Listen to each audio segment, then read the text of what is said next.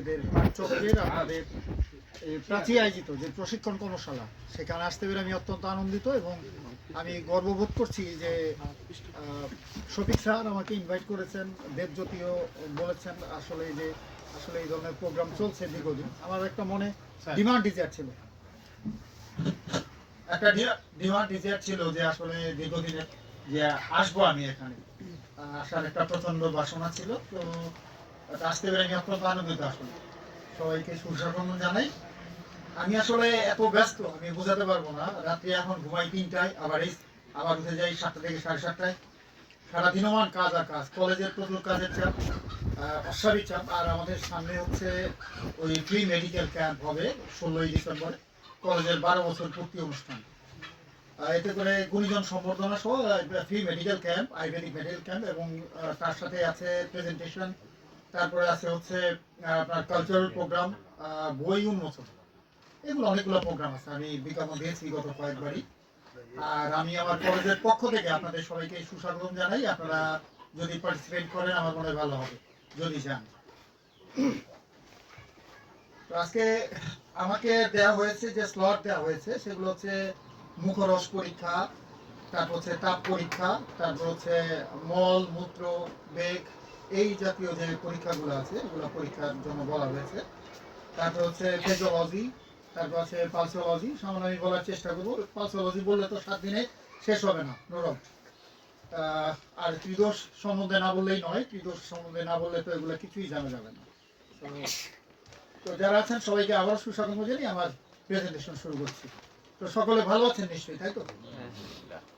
আর এমন প্রাকৃতিক পরিবেশে আমি তো মানে এসে খুব আপ্লুত, কারণ আমার নানি বাড়ি হচ্ছে কাছেই, গাজীপুরে। এর চেয়ে অনেক সুন্দর বাড়ি, যে অসীম যেতে চেয়েছিল বা বর্ষার সময়, হঠাৎ করে মাটির বিরাট দোতলা বাড়ি দেখে আমাদের বাড়ি ঘরে একটু ঠিকঠাক করে নিই সবাইকে।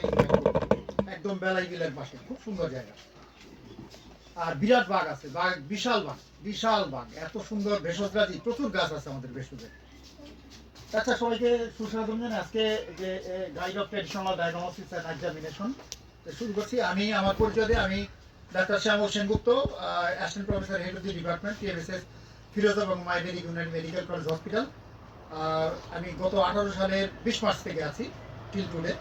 আর এর আগে আমি 2000 সালের 4 মে শনিবার 9টা 5 মিনিটে নূর মসজিদ আয়ুর্বেদিক মেডিকেল কলেজ আরমানিয়া ক্যাম্পাসে জয়েন করেছিলাম, এবং 18 সালের 10 মার্চ পর্যন্ত 18 বছর কাজ করেছি নিরবিচ্ছিন্নভাবে। আসলে guide of traditional diagnosis and examination আমাদের সবার জানা উচিত। একজন চিকিৎসক হতে গেলে, আয়ুর্বেদ চিকিৎসক হতে গেলে অবশ্যই তাকে ত্রিদোষ তত্ত্ব জানা অতি অবশ্যই প্রয়োজন। সেই জিনিসটা যদি না জানে কেউ ভালো করে, সেখানে কিন্তু ভালো চিকিৎসক কোনোভাবেই অসম্ভব নয়। এক রোগ যে নির্বাচন করা, রোগ কিভাবে ডায়াগনোস করতে হবে সেই বিষয়টা জানা আমরা অজ্ঞতা থেকে যাবে। ঠিক আছে? এই যে বায়ু, পিত্ত, কফ, এই তিনটার যে একটা ভ্যারিয়েশন, সেই ভ্যারিয়েশনগুলো জানা অবশ্যই আমাদের সবার দরকার। কারণ বায়ু দ্বারা যে সমস্ত বিষয়গুলো আমরা জানি, যেমন 80 রকম বাদক ব্যাধি আছে বায়ু দ্বারা নির্ধারিত হয়ে থাকে, তার অর্ধেক হচ্ছে পিত্ত, তার অর্ধেক হচ্ছে শ্লেষ্মা বা কফ। রোগগুলো আমরা ভ্যারিয়েশন করে থাকি। প্রথমে আমরা জানি বায়ু কি। বায়ু হচ্ছে অনিল বা অদৃশ্য একটি বিষয়। ঠিক আছে? যা দেখা যায় না, ছোঁয়া যায় না, কিন্তু অনুভব করা যায়, স্পর্শ করা যায় না, কিন্তু স্থান দখল করতে পারে। এবং মানব দেহকে বা জীব দেহকে বাঁচিয়ে রাখার জন্য বায়ু মানে অসীম ভূমিকা। বায়ু ছাড়া প্রাণের কোনো গুরুত্ব নাই। বায়ু যখন থাকবে না তখন এর কোনো ভ্যালুই নেই। ঠিক আছে? এই জন্য বায়ুকে আয়ুর্বেদ চিকিৎসা পরিভাষায় অত্যন্ত গুরুত্ব এবং সর্বাধিক গুরুত্ব দেওয়া হয়েছে। ঠিক আছে? অর্থাৎ যখনই মানে when a patient feels some problem as such as aggravated of water, then some problem as such as vertigo, flatulence, body ache, joint ache, different types of joint ache, ইত্যাদি নানাবিধ সমস্যাগুলো থাকে। ঠিক আছে? তো বায়ু যেখানে সন্নিবেশিত হয় সেখানে কিন্তু রোগের সৃষ্টি করে।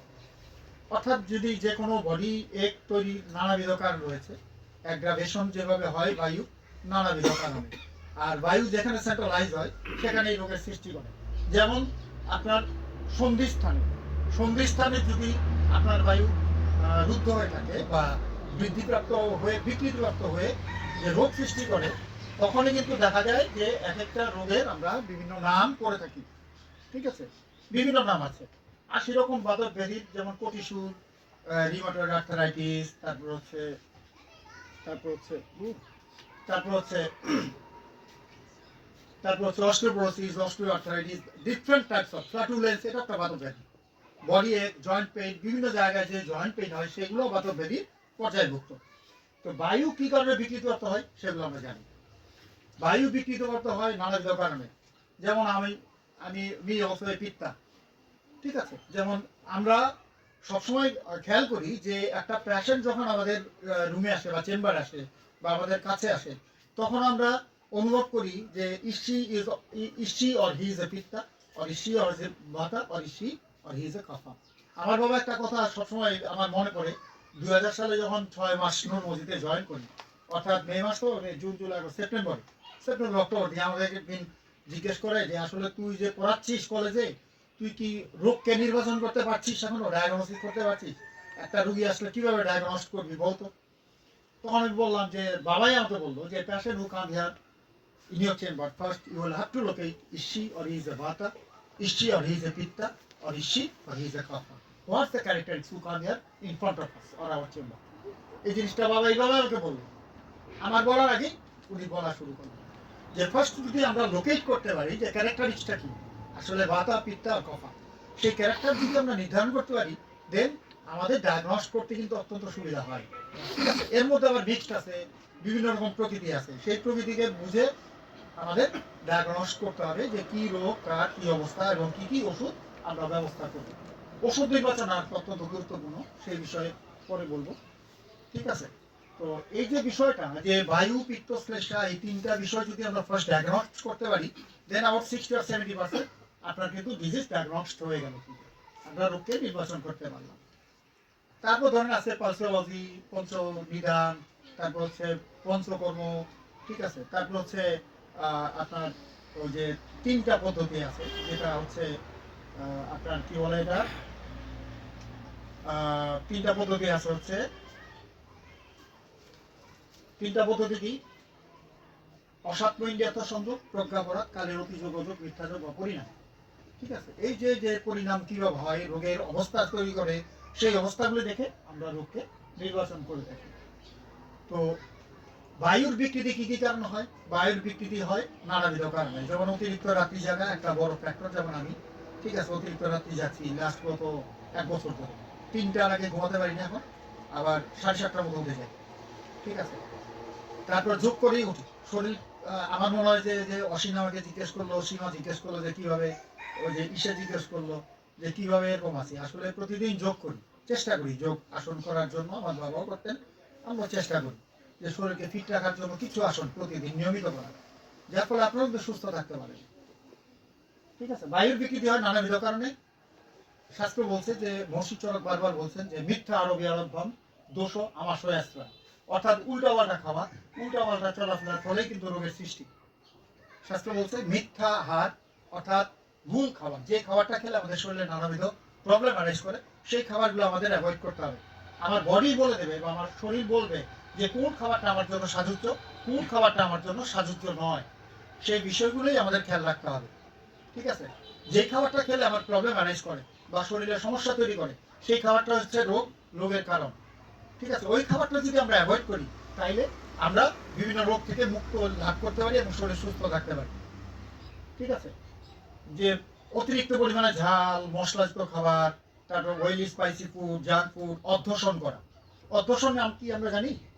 অর্থাৎ এক খাবার হজম না হতেই পুনরায় খাবার গ্রহণ করা, এটাকে বলে অধ্যসন।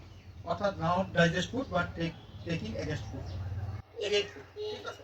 অর্থাৎ এক খাবার যদি হজম না হয়, পুনরায় লোহের বশবর্তী হয়ে চোখের মানে মানে লালসায় বা মানে রসনার লালসায় যদি আমরা পেট ভরা তারপর আবার খাবার গ্রহণ করি, সেটাই হচ্ছে অধ্যসন। রোগের একটা বড় ফ্যাক্টর হচ্ছে অধ্যসন করা, ঠিক আছে।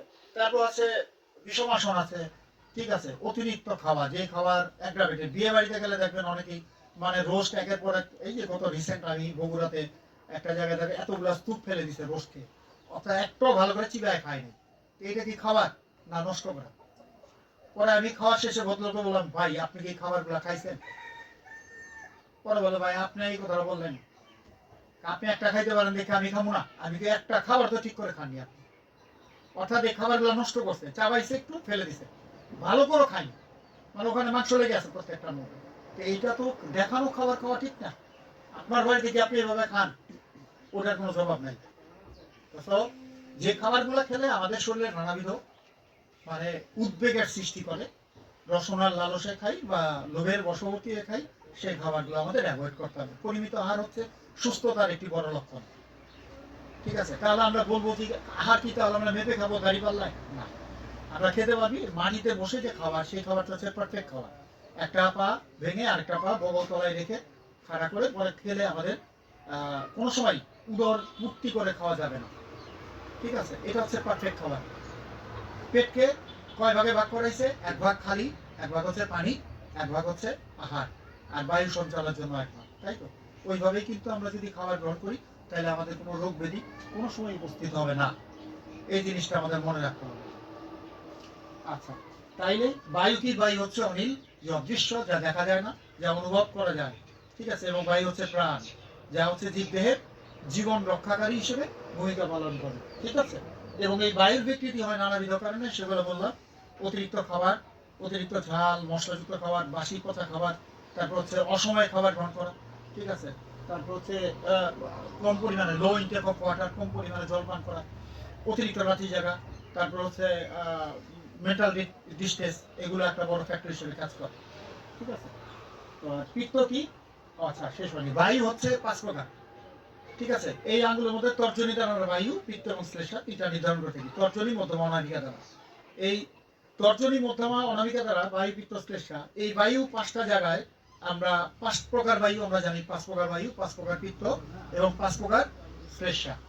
5 প্রকার বায়ু কি? প্রাণ, ব্যান, উদান, অপান, সমান। 5টা জায়গায়, এই আঙ্গুলের মধ্যে 5টা জায়গার মধ্যেই কিন্তু আপনার 5টা বায়ুর অবস্থান করে, এবং প্রত্যেকটা বায়ুর আলাদা আলাদা যে ভ্যারিয়েশন আছে, ডিজিজ আছে, সেই ডিজিজগুলি কিন্তু ভ্যারিয়েশন করে। প্রাণ বায়ুর কি কি ডিজিজ হতে পারে, ঠিক আছে, ব্যান বায়ুর কি কি ডিজিজ হতে পারে, এবং কোথায় লোকেট করে, সেই বিষয়গুলো যদি আমরা জানি, তাহলে কিন্তু আমরা ডিজিজ ধরতে আমাদের অল্প সময় লাগবে। নারী পরীক্ষা করে চোখ বুঝে আপনি বলতে পারবেন যে পেশেন্ট কি প্রবলেম হচ্ছে।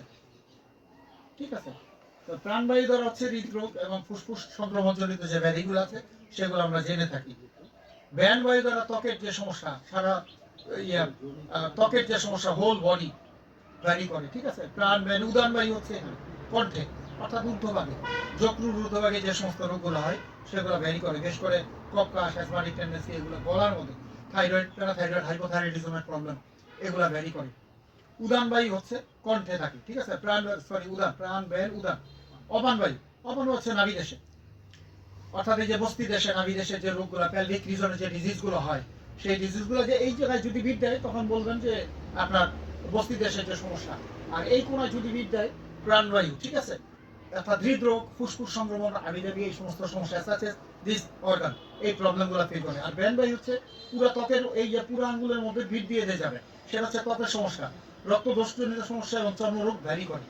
আপনি চোখ বুঝে বলতে পারবেন যে এই পেশেন্ট মানে কি বলবেন, মানে depend on some skin disease, চর্মরোগ, এবং রক্ত দোষজনিত যে নানাবিধ রোগ আছে, সেই রোগগুলো থাকে। ঠিক আছে, উদান, অপান। সমান বায়ু হচ্ছে নাভি দেশে, সমান বায়ু হচ্ছে কোনায়, সমান বায়ু হচ্ছে নাভি দেশে অবস্থান করে।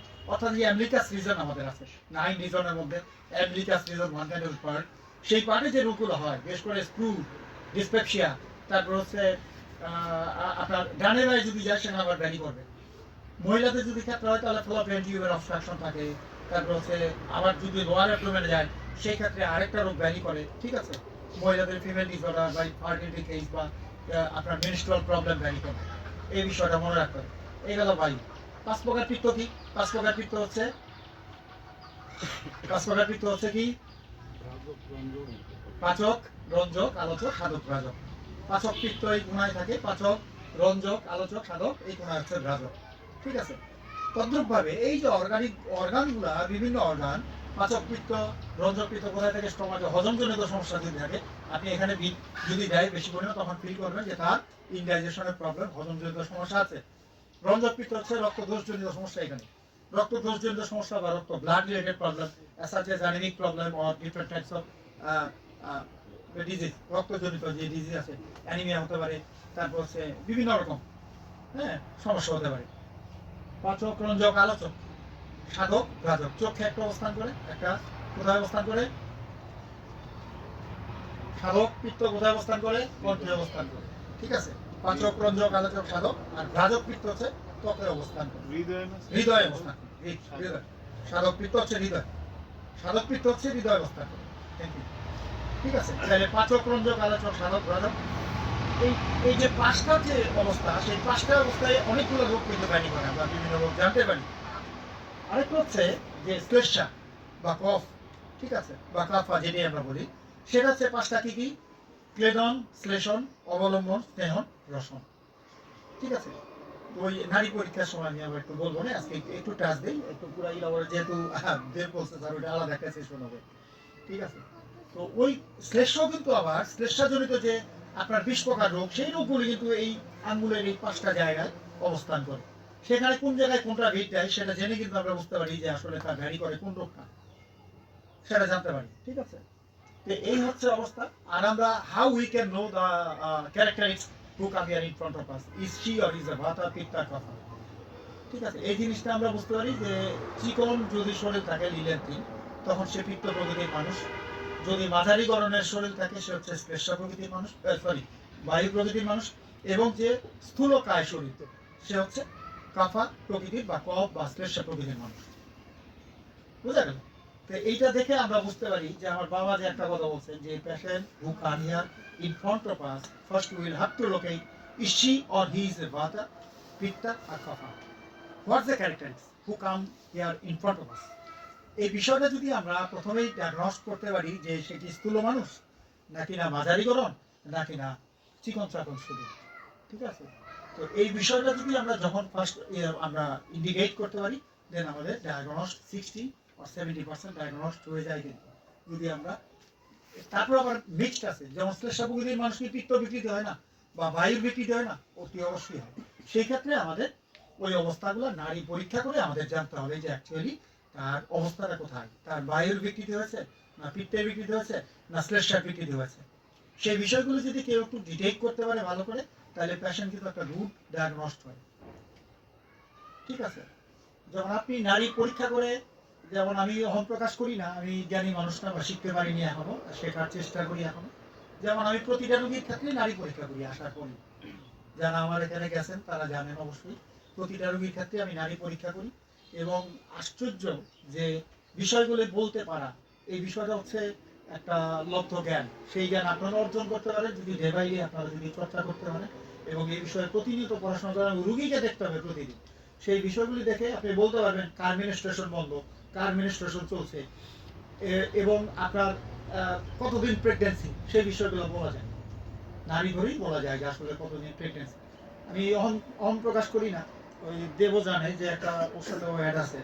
আরে একটা মেয়েকে আমি প্রাণ খুলে শিখাইছিলাম এই নারী পরীক্ষা, যে আপনি 3 মাস প্রেগনেন্ট বা এই মহিলার স্ক্যানিং কিভাবে বুঝবেন নারী পরীক্ষা করে। আশ্চর্যজনকভাবে এই মেয়েটা শিখাইছিলাম, প্রাণ খুলে শিখাইছিলাম। কিন্তু একটু ডিস্ট্রেস হয়ে গেছে পারিবারিক বা ফ্যামিলিগত কিছু কারণে, বিয়ে শাদীর বিষয় নিয়ে কিছু ঝামেলা, একদম মানে কনজুগাল লাইফে সব সব উল্টা পাল্টা গেছে। আমার সঙ্গে আর যোগাযোগ করে না, নিজস্ব ব্যক্তিগত প্রবলেমের কারণে।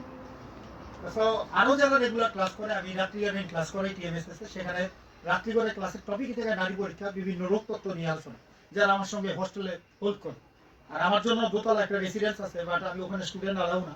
বাট ওখানে কিন্তু উপরেও মেয়েরা থাকে, নিচতলায় কিন্তু ছেলেরা থাকে, ডুপ্লেক্স ভিতর দিয়ে পথ।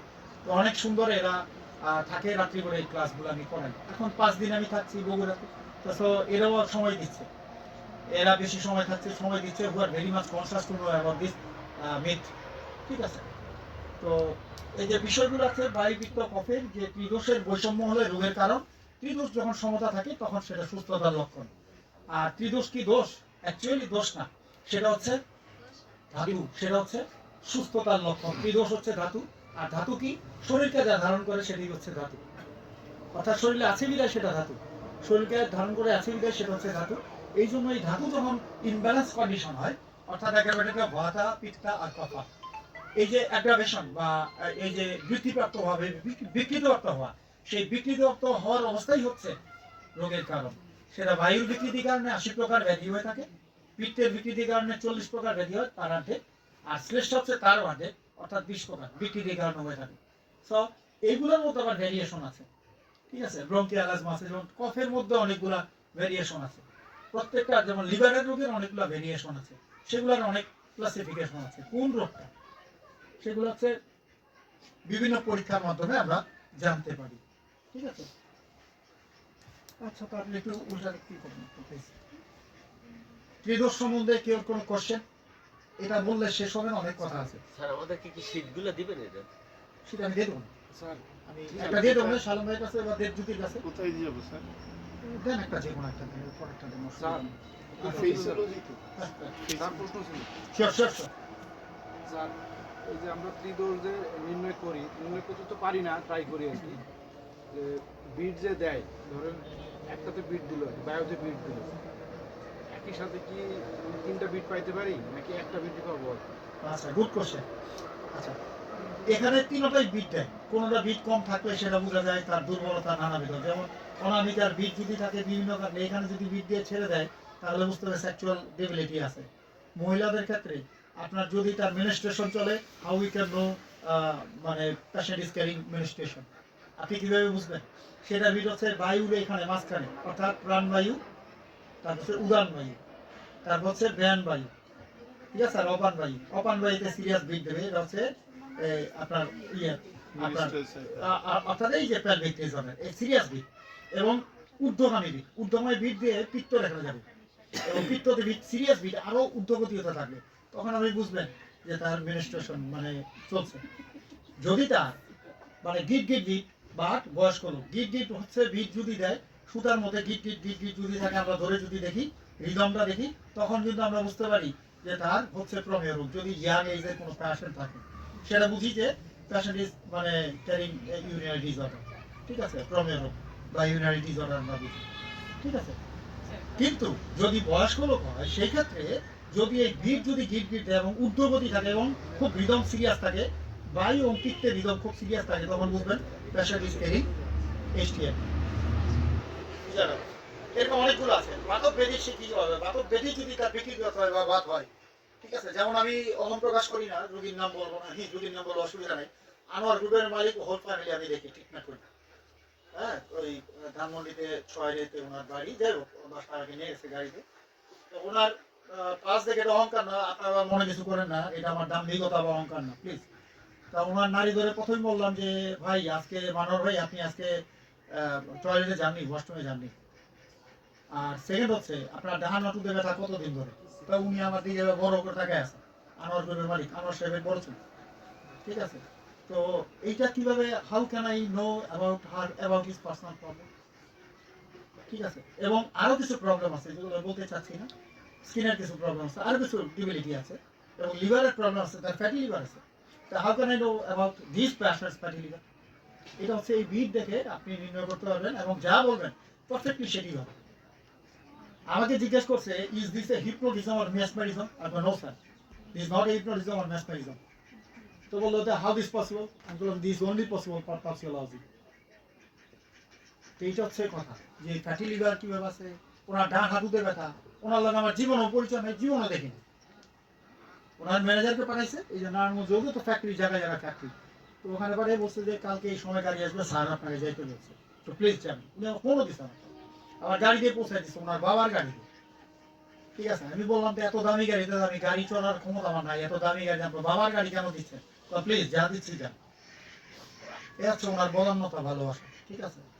তো এইটা হচ্ছে এমন একটা বিদ্যা, যে বিদ্যা যদি প্রতিনিয়ত আমরা চর্চা না করি, তাহলে আমরা এনশিওর করতে পারি না যে আসলে কোন জায়গায় ভিট দিলে কিভাবে তার রোগকে আমরা নির্ণয় করতে পারি, ঠিক আছে।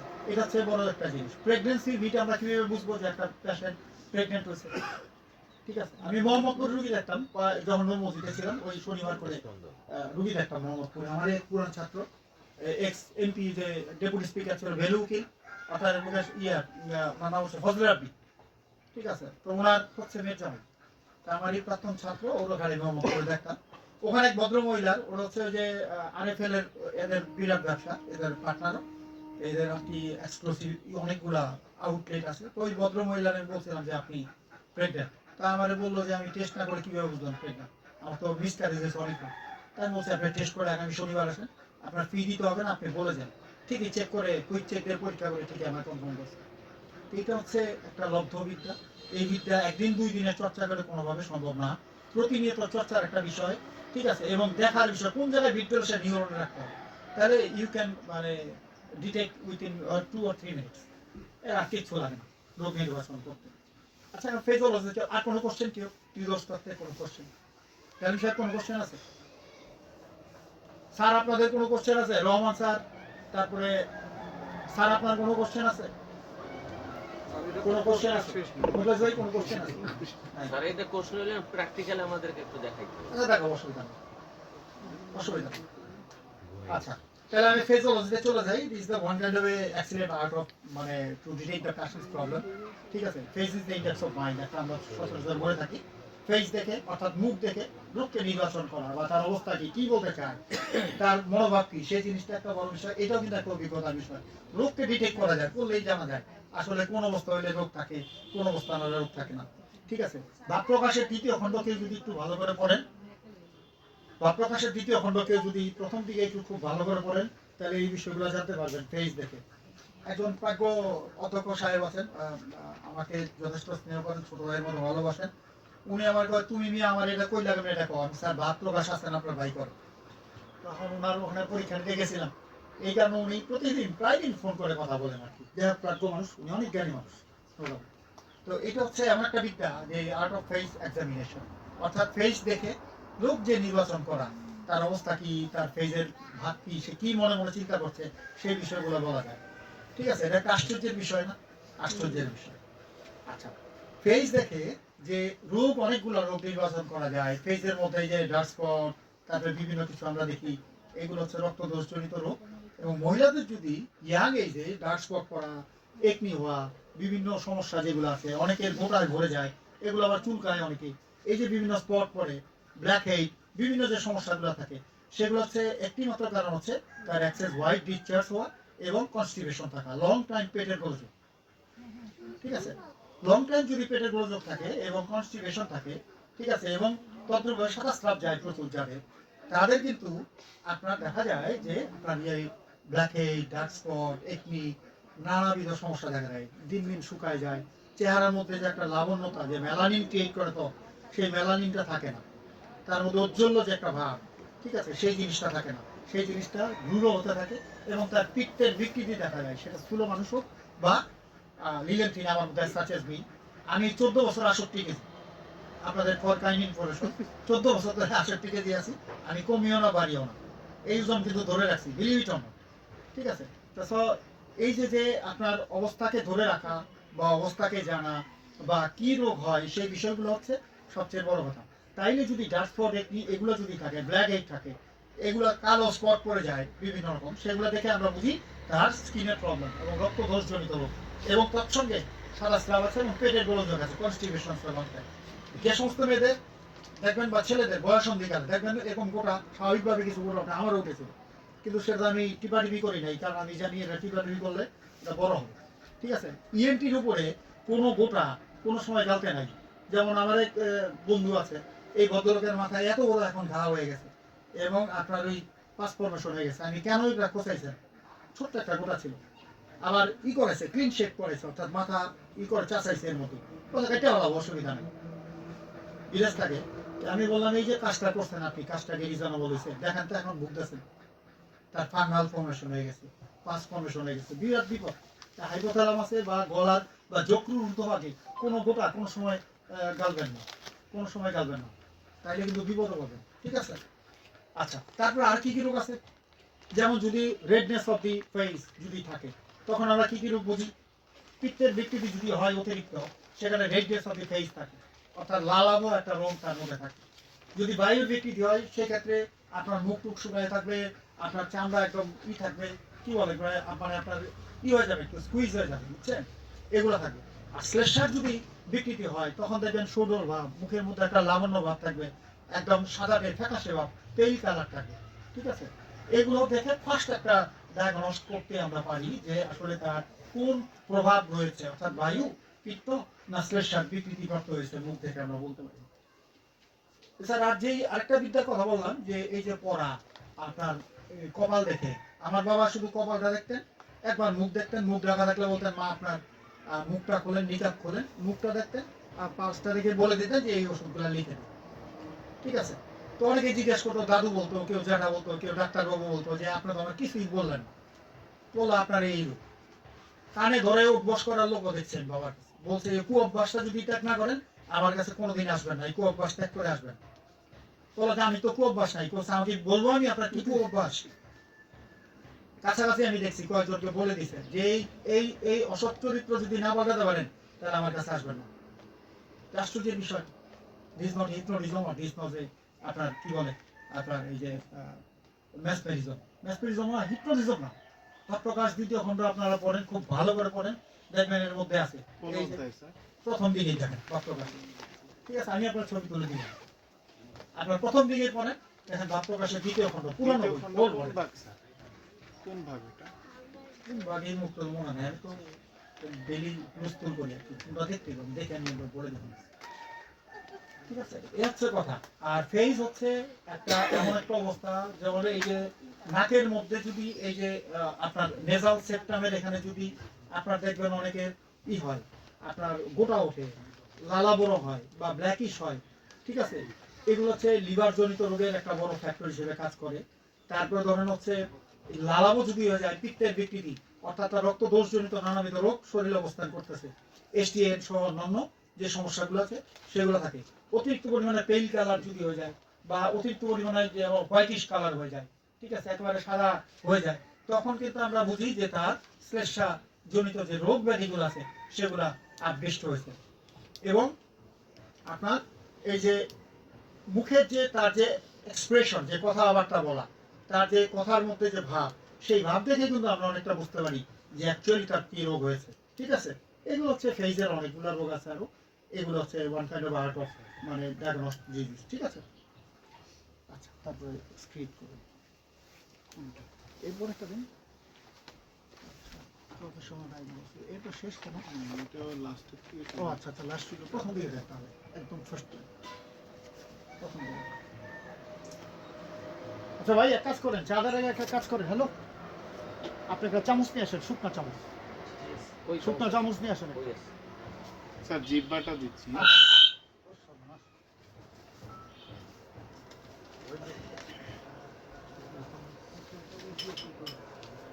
সবাইকে দেন চামচ পাস, এক চামচ 2 চামচ যে খায় দেন। ঠিক আছে, শুকনো চামচ দেন। আমি কিন্তু এখনো পাইনি। হ্যাঁ পাবে, এই যে আমি বগুড়া থেকে আসি, আপনি আমার ফোন করেন, আমি দিব, অবশ্যই দিব। স্যার এই যে টান। আচ্ছা আচ্ছা, টান এক্সামিনেশন, ঠিক আছে? সবাই চামচ পাস খান আর শুনেন, হাতে হাতে দেন চামচ পাসটা তুলে, ও চামচও ওর মুখে দিয়ে না, সবাই খাবে তো। বগুড়া অনুষ্ঠান কবে স্যার? বগুড়া 16 তারিখ, 16 ডিসেম্বর। ডেলং প্রোগ্রাম, সকাল 10টা থেকে সন্ধ্যা পর্যন্ত। হ্যাঁ, আমাদের ওই যে 12 বছর পূর্তি উপলক্ষে প্রোগ্রাম। আর হচ্ছে আসেন, আমি তো যে অসিন্ধ বলছি, 12 বছর পূর্তি থাকা খাওয়ার কোনো সমস্যা নেই। 16 তারিখে পুরা খাওয়া ফ্রি, 17 তারিখে আমি খাবো, অসুবিধা নেই, আসেন। স্যার ব্যাটারি, মাইকের ব্যাটারি শেষ। কথা শোনা গেলে মাইক লাগবে।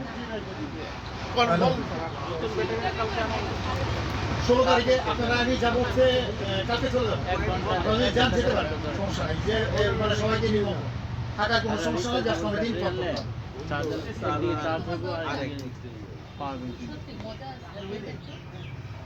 আচ্ছা, তাহলে হচ্ছে আপনারা খান এবং শোনেন। আমি বলে যেতাম আমার একটু তাড়া আছে, প্রচন্ড তাড়া।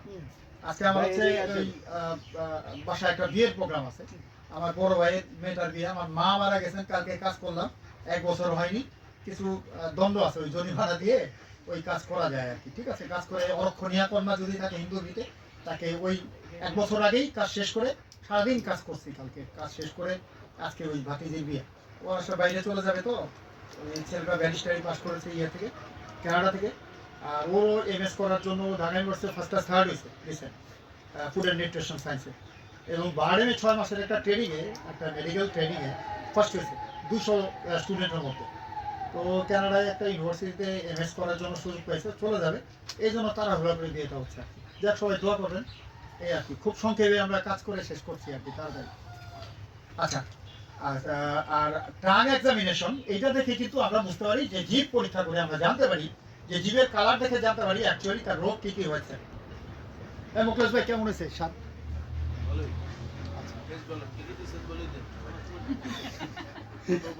বলে দিব না, 44টা আইটেম আছে, একটা বাদ না।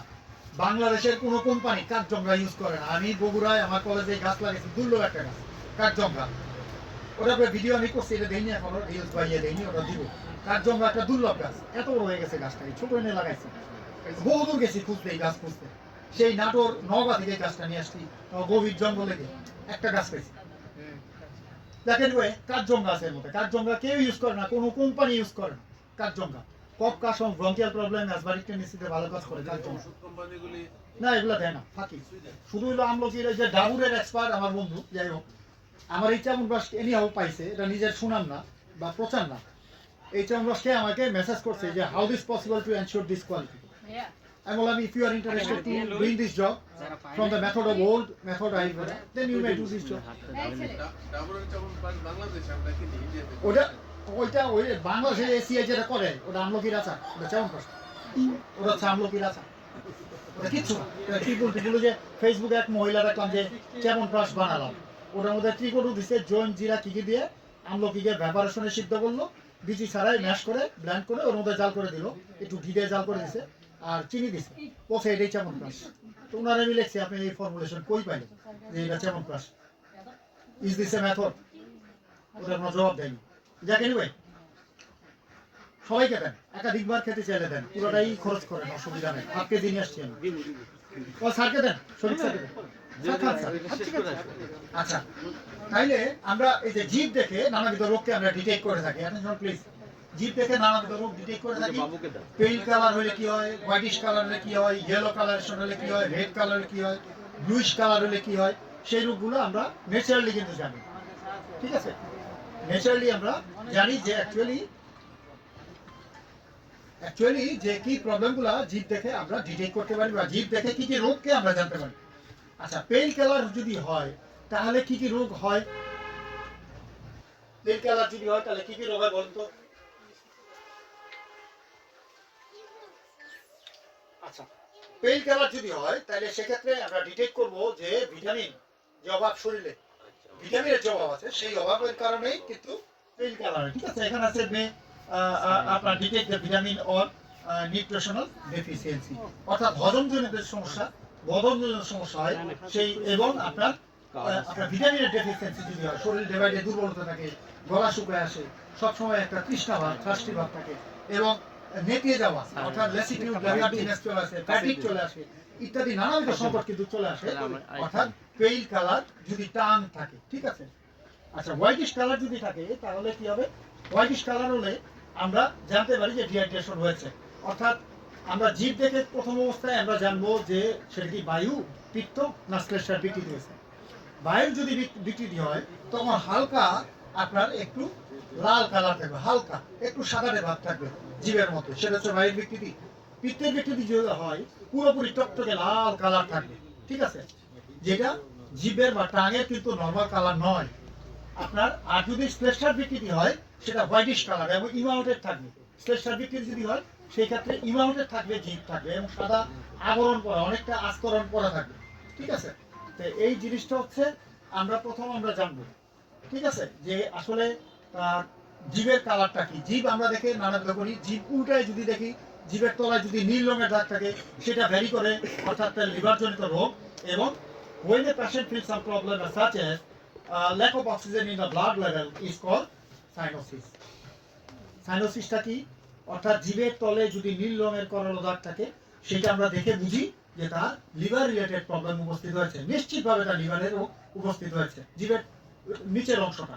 ঠিক আছে, আর সামনের অংশ কি থাকবে? জীব টকটকে লাল থাকবে, অর্থাৎ পিত্তের বিকৃতি হয়েছে। আর পিত্তের বিকৃতি হলে লিভার জনিত ব্যাধি কিন্তু ডেফিনেটলি উপস্থিত হয়, such as jaundice, vomiting tendency, acidity, gas, flatulence or virus effect, লিভারের যে প্রবলেমগুলো উপস্থিত হয়। ঠিক আছে, অথবা লিভার সিরোসিস, ফ্যাটি লিভার ইত্যাদি যে নানাবিধ যে সংকট আছে সেই সংকটগুলো উপস্থিত হয় যদি করালো লাল রঙের থাকে। আরেকটা রোগ ভ্যারি করে, যদি টকটকে লাল রং থাকে সেটা হচ্ছে তার হার্টের রোগ নির্ধারণ করবে। যেমন আমার মায়ের হৃদরোগ ছিল, ওনার কিন্তু ওই যে টকটকে লাল রঙের জিভ থাকতো। তো ঠিক আছে, ওষুধ খাইলে ভালো থাকতো, প্যালপেশন কম থাকতো, কিন্তু অ্যাকচুয়ালি আমরা বাসার মধ্যেও পরাধীন, সত্যি কথা যেটা। বিং এ 11th জেনারেশন মানে হোল্ডিং, আমি একেবারেই মূর্খ মানুষ, জ্ঞানের অনুসন্ধান করি, ঠিক আছে, 11তম পুরুষ আমাদের চলছে বাই নোটেন, কিন্তু বাসার মধ্যেই বিদ্রোহ, মারিয়ালো ডাক্তার দেখায় অস্থির, হসপিটালে না নিয়ে যদি বাসায় যদি ট্রিটমেন্ট করতাম, তার যে নিউমোনিয়ার প্রবলেম রয়েছিল 100% নিশ্চিত মানে মা বাঁচতেন আর কিছু। কিন্তু আসলে কেউই আমাকে সমর্থন দিল না, দুই ভাই আমরা এই প্রফেশনে এলাম, সমর্থন দিল সবাই বকা দিয়ে কি করলো যে মানে হসপিটালাইজ কর। তারপরে বাংলাদেশের বিশিষ্ট কার্ডিওলজিস্ট আমার বিআই লাগে, নাম নাই বললাম, শেখ হাসিনার ডাক্তার ছিল, উনি আমার বকা কর মিয়া তোমার কবিরাজি ওষুধ তোমার মা বাঁচবো না, কই আমার মা তো বাঁচলো না। এই হচ্ছে কথা যে প্রিলিমিনারি আয়ুর্বেদিক কি তার সলিউশন নাই বা কোনো রোগের উপশম নাই? অবশ্যই তার সলিউশন আছে, কিন্তু আমাদের ধৈর্যের অভাব, আমাদের প্রজ্ঞার অভাব, সময় নেওয়ার অভাব, সেই অধৈর্য যে আমরা মানে আমরা কিছুতে কিছু আমরা মনে করি যে আমাদের মানে প্রবলেম ম্যানেজ করবে, সো এটা হচ্ছে বিরাট একটা সমস্যা, ধৈর্যের একটা বিষয় আছে। আমরা কি চিকিৎসক নই? অবশ্যই আমরা চিকিৎসক, কিন্তু সেই জ্ঞান প্রজ্ঞা মেধাকে অর্জন যদি করতে পারি, তাহলে যে কোনো রোগী আপনার সুস্থ করার জন্য বা আপনার শরীরকে ভালো করার জন্য যথেষ্ট, অন্য কোনো ডিসিপ্লিনে না, ঠিক আছে। আচ্ছা, তারপরে কি হোয়াইটিশ কালার গেল, তাই ইয়েলিশ কালার থাকে, লাইক আপনার স্টমাক এবং লিভারের প্রবলেম বসতে হবে ইয়েলিশ কালার যদি থাকে, অর্থাৎ হলুদ আবু যদি জীবের মধ্যে থাকে, সেই ক্ষেত্রে অবশ্যই সেটা ভ্যারি করে হচ্ছে লিভার জনিত রোগ এবং জন্ডিস, জন্ডিস বা ভাইরাল প্রবলেম, ঠিক আছে। অর্থাৎ এই যে এসজিপিটি করি আমরা, তারপরে এসজিউটি করি, ওগুলা করলে দেখা যাবে যে লিভারের তার বিশাল প্রবলেম আছে, যদি আমরা ডায়াগনস্টিক সেন্টার পাঠাই।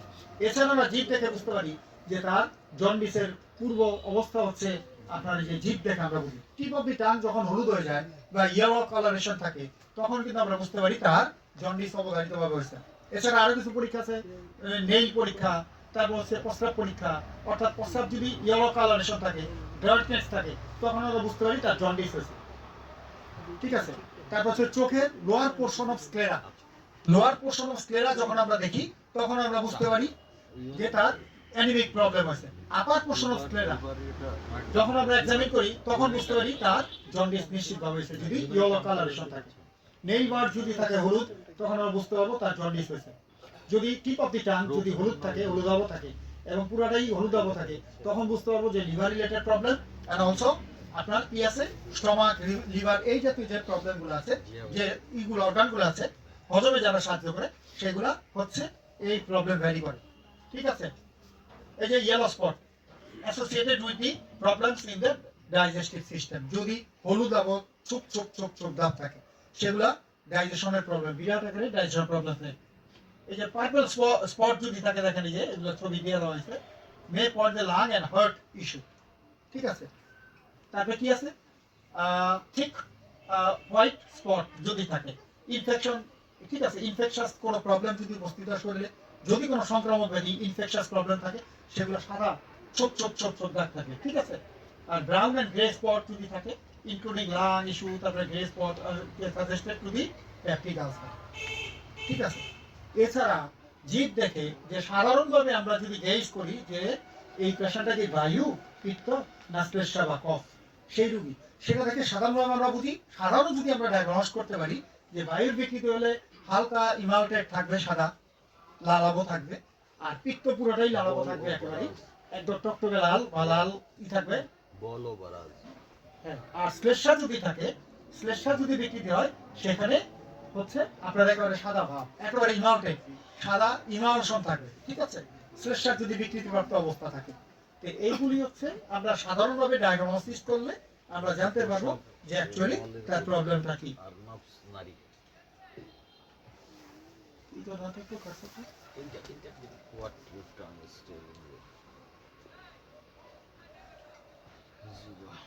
মাউস নিচে না, আমার নিচে না, এটা উপরে। আচ্ছা, আইডিয়া কোন পয়েন্টটা নিয়ে পয়েন্টটা উপরে দেন, কার্সার উপরে। স্লাইড চালু করছেন, আচ্ছা, চোখটা। আচ্ছা, এখন চলে আসি, কেউ কোশ্চেন আছে জিপ পরীক্ষার, কেউ কোশ্চেন, শালম ভাই কোনো কোশ্চেন বা কেউ কোশ্চেন আছে, আমিনুল ভাই কোনো কোশ্চেন বা আপনাদের কোনো কোশ্চেন আছে চোখ পরীক্ষা, সরি ওই যে জিপ পরীক্ষা? রহমান ভাই কোনো কোশ্চেন? জিপ পরীক্ষায় ভালো বলছিস। এর যদি কোনো কোশ্চেন আছে জিপ পরীক্ষায় অনেকগুলো বলছি। প্রিলিমিনারি যে ফান্ডামেন্টাল যে আমাদেরই আছে, যেগুলো ম্যান্ডেটরি জানতেই হবে, ঠিক আছে? আচ্ছা, তাহলে চোখ পরীক্ষা চলে আসি। এই এই এই প্রেজেন্টেশন করতে ছোট হয়ে যা বকা খাইছি। আমি পরশুদিন সকালে এসে আমি বলছি আমার তৈরি করে দেয়, অত অফিস আছে, অফিসে বসে কাজ করবে। যাই হোক, আই ডায়াগনোসিস অর্থাৎ চোখ পরীক্ষা করে আমরা কিভাবে বুঝবো যে এই বাতিক চোখ পিত্তের বিকৃতি না শ্লেষ্মার বিকৃতি হয়েছে, ঠিক আছে? প্রথম আমরা জানি যে যদি বায়ুর বিকৃতি হয় তখন চোখের কি অবস্থা থাকবে, পিত্তের বিকৃতি যদি হয় চোখে কি আপনার সাইন সিমটম থাকবে, এবং শ্লেষ্মার যদি বিকৃতি করতে হয় তখন কি সাইন সিমটম থাকবে, ঠিক আছে?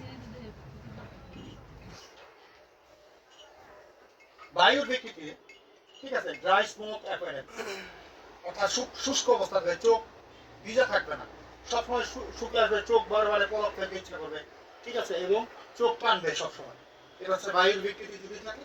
এবং এই অবস্থা থাকবে স্মোকি কালার অর্থাৎ ধোঁয়াশা, ধোঁয়া ধোয়া, চোখের মধ্যে আবছা দেখা, মাথা ঘুরানো, ঠিক আছে, এগুলো দেখা দিবে।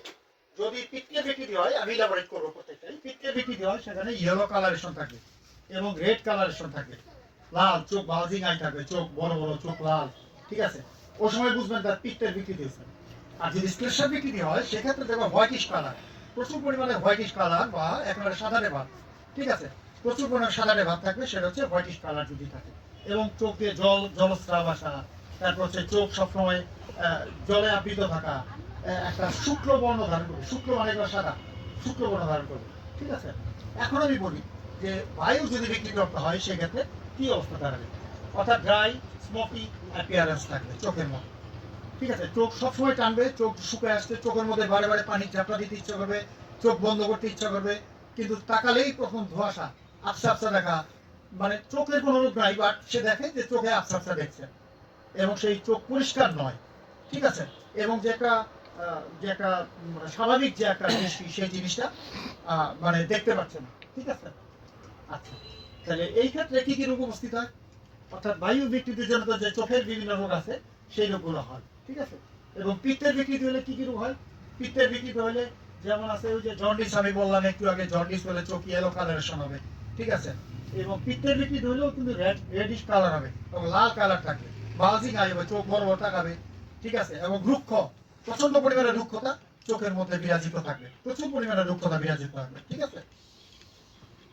আচ্ছা, আর কি থাকে? the change in the sclera white and eyes, ঠিক আছে, ইয়েলো কালারেশন যদি থাকে, হট সেন্সেশন, সবসময় গরম একটা ভাব থাকে, চোখ দিয়ে যেমন চোখ খুলে পড়বে, গরম গরম ভাব, ঠিক আছে, এই জাতীয় সমস্যাগুলো আপনার উপস্থিত হবে, ঠিক আছে? Patient may be feel the hurt and burning and কি আছে sensation in the eyes, চোখ জ্বালা পোড়া, ঠিক আছে? এই যেমন বায়ুর বিকৃতিতে আমরা কি কি দেখি, শরীরে জায়গায় জায়গায় ব্যথা, ফোলা ব্যথা, ঠিক আছে, এগুলো থাকে। পিঠের বিকৃতি যদি থাকে তখন সেক্ষেত্রে কি থাকে, চোখ জ্বালা পোড়া করা, অস্থির করা, চোখ লাল হওয়া, ঠিক আছে, একদম প্রচুর লাল, একদম মানে রেডনেস অফ দি কালারেশন থাকবে, চোখ একদম লাল থাকবে, বালজিং আই হবে, চোখ বড় বড় থাকবে, ঠিক আছে, ওই সময় দেখে বুঝবেন যে তার পিত্তের বিকৃতি হয়েছে।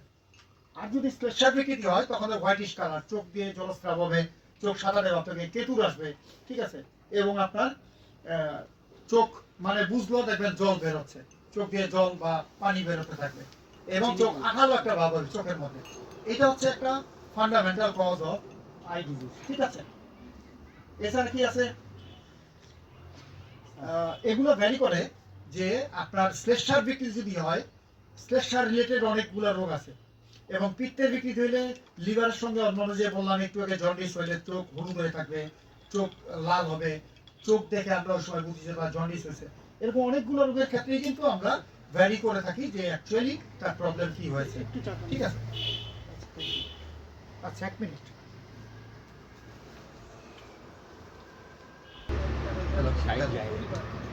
একটু খাবো, আমি খাবো, একটু পরে খাবো। আচ্ছা আচ্ছা, একটা ব্যাটা পিত্তা, বাতা এবং কফা আমি বললাম যে কি কি চোখের রোগগুলো উপস্থিত হয় এবং চোখের কি অবস্থা হয়, ঠিক আছে? একটু কাছে বলে দেন যে মুখরস পরীক্ষা, ওটা নিয়ে আসেন, একটা গুরুত্বপূর্ণ দেব।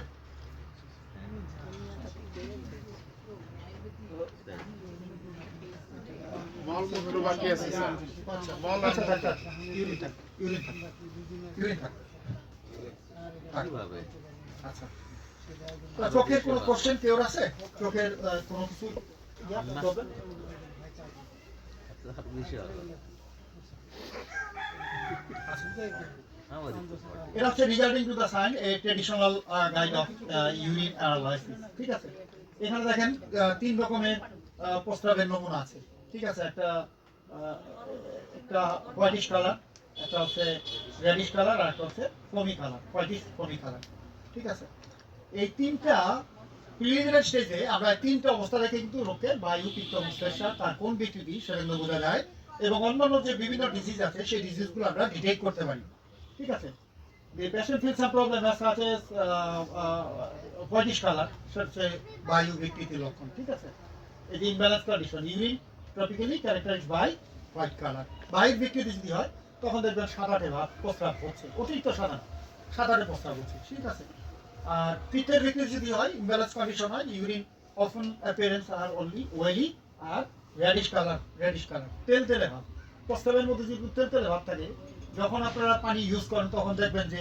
আসলে তার ভ্যাজাইনাল ক্যাভিটি বা প্যানিশ ক্যাভিটিতে বা আছে কিনা তেলতেলে ভাব আছে কিনা যখন পানি ইউজ করি আমরা তখন কিন্তু আমরা ডিটেক্ট করতে পারি যে অ্যাকচুয়ালি তার পিত্তের বিকৃতি হয়েছে না বায়ু বিকৃতি হয়েছে না স্পেশাল বিকৃতি হয়েছে যদি ফোমি ইউরেশন হয় প্রচুর পরিমাণে প্রস্রাবে দুর্গন্ধ প্রস্রাবে ফোম যাচ্ছে প্রস্রাবে আপনার ফেনা হচ্ছে প্রস্রাবে একটু ভারী হচ্ছে প্রস্রাব আপনার প্রচুর আঠালো মনে হচ্ছে তখন বোঝা যাবে তার প্রোটিন পাস করে প্রস্রাবের মধ্যে এবং অবশ্যই তার সংক্রামক কিছু ব্যাধি ঠিক আছে ইনক্লুডিং ফমি তার কি আছে প্যারভাইড ইউরিন ঠিক আছে কালার এবং ডায়াবেটিক ডিপেন্ডেন্ট পেশেন্ট যারা থাকে তাদের অনেক সময় যে ক্রনিক ডায়াবেটিক তাদের দেখা যায় ফমি ইউরেশন হয় ঠিক আছে প্রস্রাবের ঘোলাটে প্রস্রাব এবং আপনার ফেনা প্রস্রাব প্রচুর পরিমাণে প্রস্রাব হয়ে থাকে ঠিক আছে এটা হচ্ছে একটা ফার্স্ট ডায়াগনোসিস যে প্রস্রাব যদি সাদা কালারে থাকে তখন আমরা বুঝবো যে বায়ু বিকৃতি প্রস্রাব যদি রেডিশ কালার থাকে বা তেলতেলে কালার থাকে তখন বুঝবো এবং হলুদাভ কালার থাকে সেটা হচ্ছে পিত্তের বিকৃতি হলুদাভ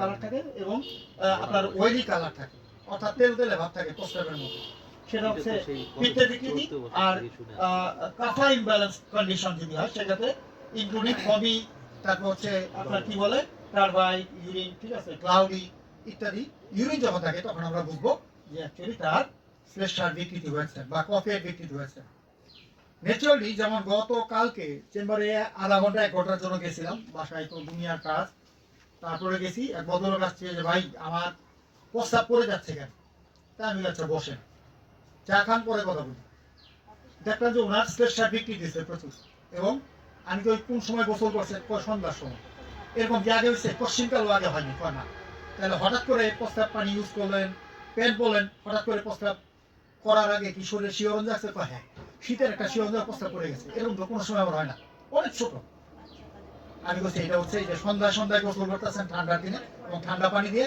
এই 70 হয়েছে আপনার শরীরের মধ্যে শুধুমাত্র সেফ কেমন ব্রাশ খান আর একটু পানাদা লবণ দিয়ে লক্ষ্মী বিলাস খান 3 দিন কমে যাবে লক্ষ্মী বিলাস পানাদা লবণ রস দিয়ে খাবেন পানাদা লবণ দিয়ে কমে যাবে এই ভাবটা কমে যাবে ভিতরে কফের বিকৃতি কিছু আর হচ্ছে যেমন ব্রাশটা খান জাস্ট একটু কিছু ওষুধ আজকে আস্তে আস্তে ফোন দিল যে এই প্রবলেম আর হয়নি এমনি আর কখনোই হবে না কারণ হচ্ছে আপনার ওই যে রুটিন চেঞ্জ অভ্যাস যদি আমরা পরিবর্তন না করি টাইমিং যদি ঠিক না থাকে তাহলে কিন্তু রোগের সৃষ্টি হয়ে থাকে অর্থাৎ সন্ধ্যার সময় যদি আমরা গোসল করি তাহলে is this A reasonable way এই শীতের দিনে তাও ঠান্ডা পানি দিয়ে তাইলে এই যে রোগের কারণ হচ্ছে শরীরের ফিলিং ক্রিয়েট করে প্রস্রাব করতে বসলে প্রস্রাব শেষ হতে চায় না অর্থাৎ তার শ্লেষ্মার বিকৃতিপ্রাপ্ত হয়েছে ঠিক আছে এইভাবে কিন্তু আপনারা যখন when you are practicing in your chamber দেন এইগুলো নানাবিধ অভিজ্ঞতা আপনারা পাবেন নানাবিধ মানে পেশেন্টকে অভিজ্ঞতা দেখতে পারবেন যে আসলে তারা কি কি ধরনের প্রবলেম নিয়ে আসবে ঠিক আছে আচ্ছা এই হচ্ছে কথা ইনক্লুডিং স্পেসিফাই দি হেলদি কন্ডিশন এই যে দেখেন এই অবস্থাগুলোতে নানা কিছু হয় এই যে কিডনি প্রবলেমে যে প্রোটিনিয়াল সাইন থাকে এই যে প্রোটিনিয়াল সাইন থাকে ইয়েলো কালার থাকবে এবং ফমি কালার ভারী প্রস্তাব থাকবে ঠিক আছে আর ফিভার যদি হয় সেই ক্ষেত্রে আপনার কি থাকবে ইউরিন আপনার may resemble the colour of the juice থাকবে সুগার কেজি অর্থাৎ ইক্ষু রসের মতো সেরকম থাকবে আর urine can appear small and water and ঠিক আছে যে ফমি কিছু তেল দিলে আমরা প্রস্রাব পরীক্ষা করতে পারি, সরষের তেল দ্বারা পরীক্ষা করতে পারি। সরষের তেল যদি প্রস্রাবের মধ্যে বুদবুদ থাকে, আলাদা হয়ে যায়, সেটা একটা রোগ ভ্যারি করে। ঠিক আছে, সরষের তেল দিয়ে দেখা যায় তার অবস্থাটা কি প্রস্রাবের মধ্যে। হ্যাঁ, মূত্র পরীক্ষা। হ্যাঁ। আচ্ছা, তৈল পরীক্ষা করলে তো আমার অনেক সময় লাগবে। ঠিক আছে, আরে ছাড়া আমার বাসায় ছোট 2 ভাই 3 ভাই আজকে রাগারাগি করতেছে আমাকে, আজকে কেন আসবো আমি জানি বলছে কমিউনিটি সেন্টার থাকা কেউ নাই, বাসায় মেহমান করা এদেরই নাই, এই নানাবিধ সংকট। আচ্ছা আচ্ছা, এই যে আপনারা পিকচার দেখছেন, এটা হচ্ছে নর্মাল বায়ু পিত্ত শ্লেষা, তিনটার ভেক্টিরি বা ভ্যারিয়েশন। আর হচ্ছে যে ফিভার যদি থাকে তাহলে কেমন কালারেশন থাকে, যেমন ক্লাউডি, তারপরে দেখা যাচ্ছে সুগার কেন জুসের মতো থাকে। যদি ইয়ে থাকে, যদি জ্বর থাকে, সেই প্রস্তাবের ইয়ে থাকে। আর কিডনি যদি কিডনির প্রবলেম যদি থাকে, যে proteinuria sign of the smooth pale and yellow colouration, অর্থাৎ মিক্সড একটা কালার থাকবে। ঠিক আছে, আরো কিছুই আছে, দেখি কিছু সাইন আছে, আছে কিনা বলি।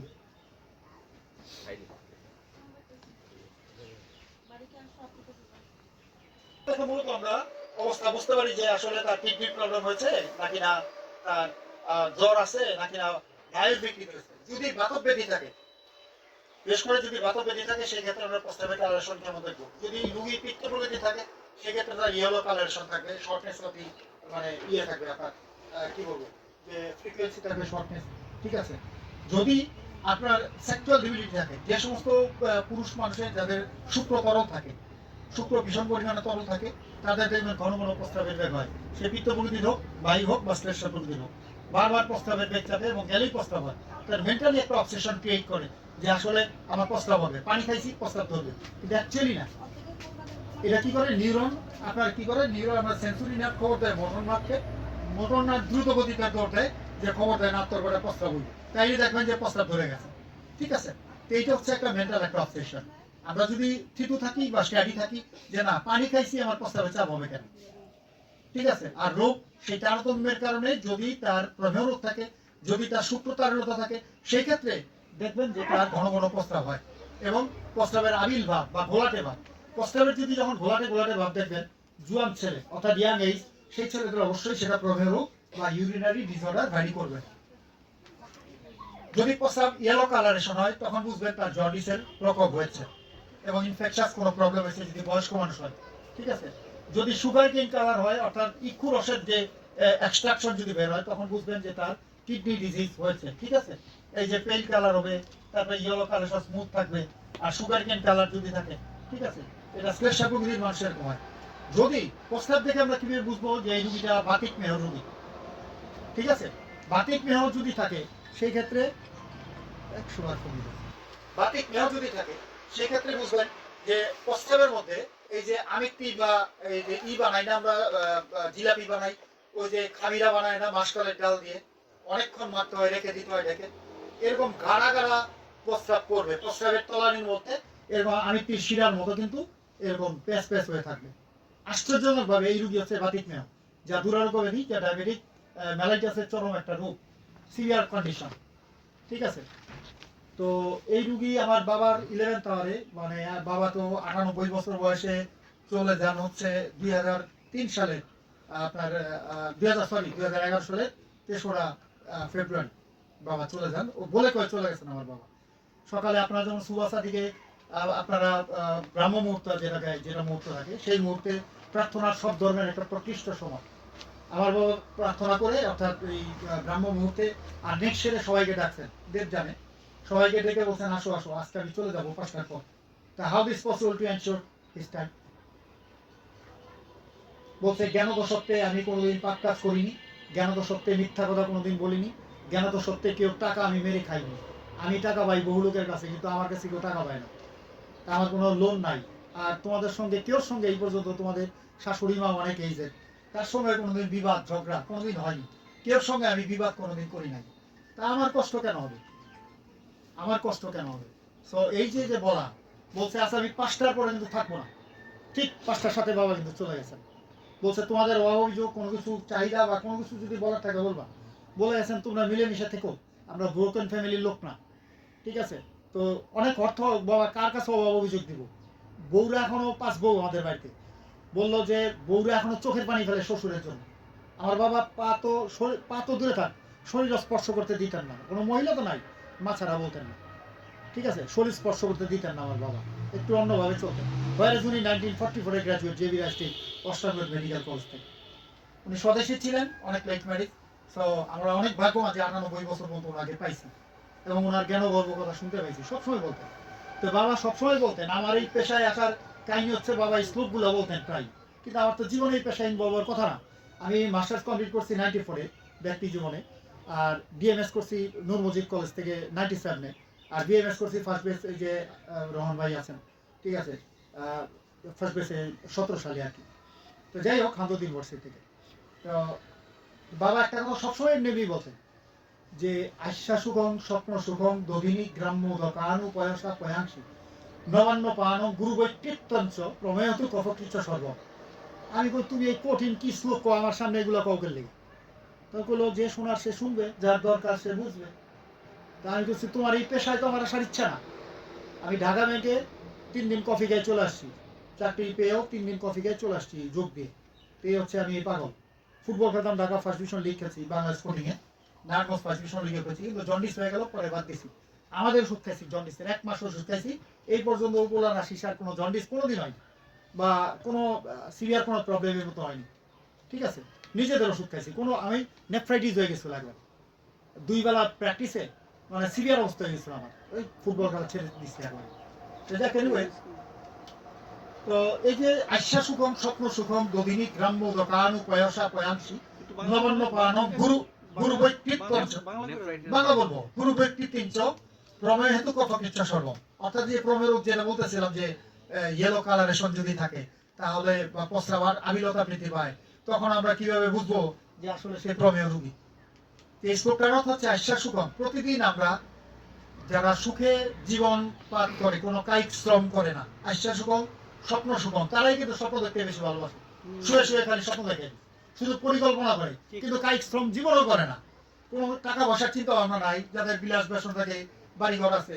আমার এক বন্ধুই আছে, ওদের 5টা বাড়ি, শুধু গাড়ি নিয়ে ঘুরে, 11টা 12টায় ঘুম থেকে উঠে, আর কি কি খাবে সেই প্ল্যান করে রাখে আগে দিন রাত্রে, সেই খাওয়ায়, বাইরে খায়, ঘরে খায়, এই অবস্থা।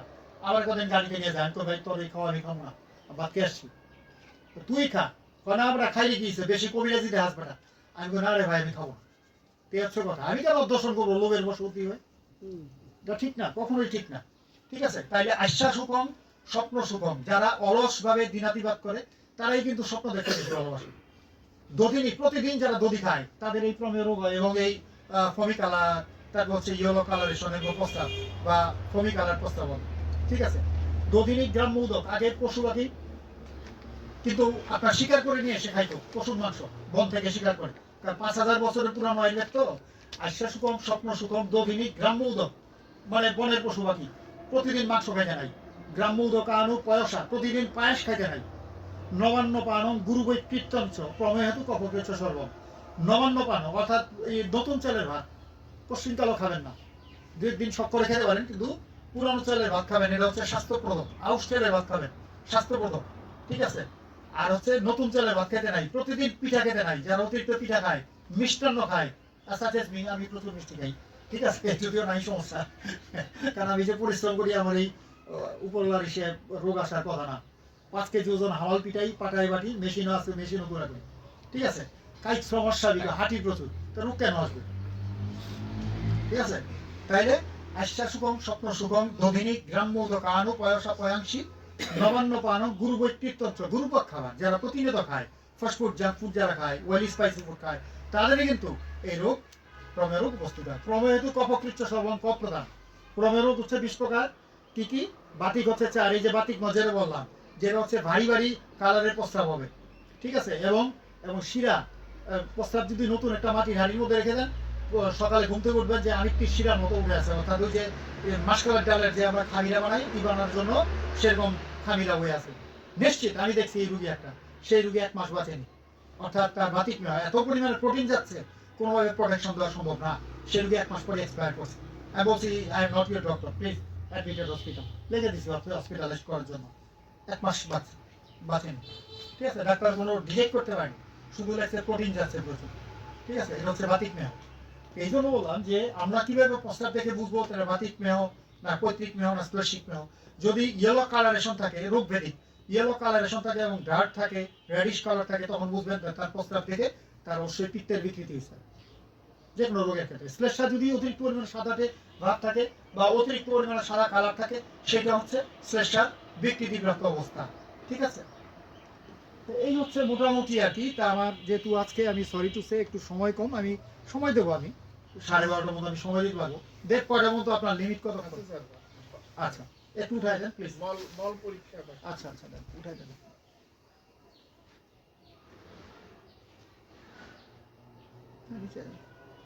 হ্যাঁ, স্টুল একদম উঠান, উপরে উঠান, উঠান উপরে। আচ্ছা, স্টুল এক্সামিনেশন অর্থাৎ মল পরীক্ষা করে আমরা কিভাবে বুঝবো যে তার বাতিক প্রতিক্রিয়া সমস্যা হয়েছে। রোগ ভেদিক মল দেখে বোঝা যায়। আগের দিনের চিকিৎসকরা বড়ই বর্তমান সময়ে ডায়াগনস্টিক সেন্টার ছিল না, কিন্তু আয়ুর্বেদিক চিকিৎসকরা মল দেখে বুঝতে পারতো আসলে তার কি রোগ হয়েছে। ঠিক আছে, আচ্ছা, যদি বাতিক আপনার বিকৃতিপ্রাপ্ত হয়, ঠিক আছে, ব্ল্যাক স্টুল, এই যে আপনার কি আছে, detect the access of water. ঠিক আছে, বায়ুর বিকৃতি যদি হয়, মনে রাখবেন তেলতেলে কালো কালো পায়খানা হবে, কালো কালো তেলতেলে পায়খানা হবে এবং টুকরা টুকরা পায়খানা যাবে। যদি অতিরিক্ত রাত্রি জাগে, বায়ুর যদি বিকৃতিপ্রাপ্ত হয়, সেই ক্ষেত্রে স্টুল হবে ব্ল্যাকিশ কালার।